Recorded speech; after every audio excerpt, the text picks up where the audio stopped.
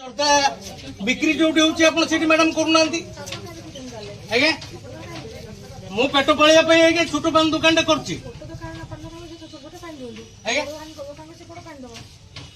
अच्छा आपन गोटे काम करंतु मु जोटी ए डबा आनी छी आपन को सेठी नै कि जीबी वर्तमान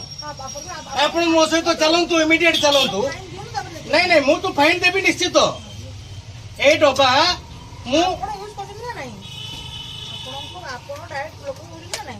हाँ मुझे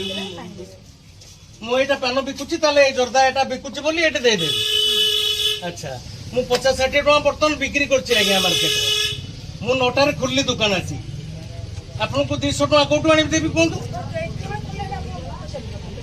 देखंतु मैडम मु एटा जोटी आनी छी आपन सेठी नै जाई परिबी अच्छा अच्छा मैडम थैंक यू आपन मना करले मु पान दुकान बंद कर देबी।